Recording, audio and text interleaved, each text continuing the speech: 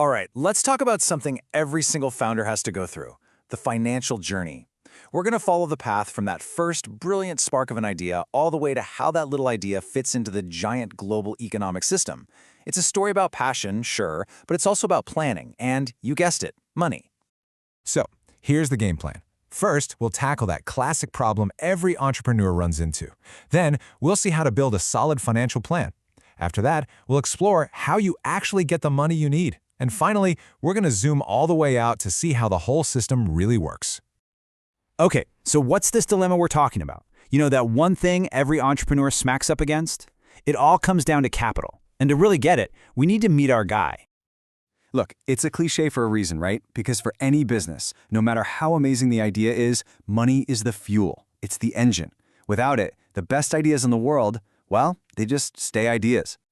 So this is Jules. He's been sweating it out in kitchens for years, and he knows exactly what chefs need.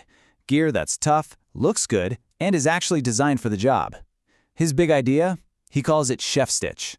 He's got the passion, he knows the industry, but he's about to hit that wall we were talking about. So, get this. He's managed to scrape together enough from his savings and a little help from his family to buy a small factory space, which is awesome. But that's just step one. To really make Chef Stitch happen, he needs better equipment, he needs bolts of fabric, he needs to scale. The friends and family around got him in the door, but to really grow, he needs a real financial strategy. Okay, so let's see how he builds it. Because here's the thing, before you can even think about asking people for money, you need a rock-solid plan for every single dollar. This is where the financial blueprint comes in. Now, financial management might sound like something you'd read in a textbook, but for Jules, it's literally his business's lifeline. It's all about, 1, getting the money he needs, and 2, making sure every last cent is working as hard as possible to make Chef Stitch a real profitable business. So, any good financial plan really just has 3 parts. First, you've got a forecast, basically making your best guess about the money coming in and going out. Then you build a budget, which is your detailed game plan. And finally, and this is crucial, you put in financial controls to make sure you're actually sticking to the plan and not going off the rails. And this is a perfect example of how specific it gets. A huge piece of Jules' plan is his capital budget. This isn't about paying the electric bill. This is his wish list of big-ticket items, the industrial sewing machines, the new cutting tables, the major investments that are going to help him grow for years to come.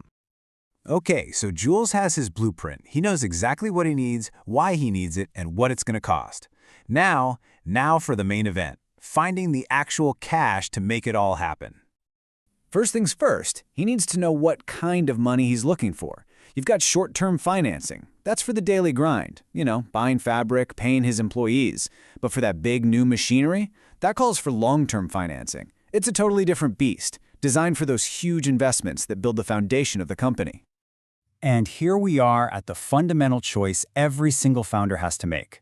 Does Jules go with debt financing? That means taking out a loan that he's on the hook to repay with interest, but he keeps 100% ownership of his company. Or does he go for equity financing, selling a chunk of Chef Stitch to an investor in exchange for cash? Think about that. It's the ultimate trade-off. Debt means pressure, but you're still the boss. Equity means cash, but you're giving up a piece of your dream, maybe forever. Okay, let's pull the camera back, way back, because Jules's little business, his dream, it doesn't exist in a bubble. His ability to get that loan or find that investor, it is completely tied to a much, much bigger system. So you have to ask, right?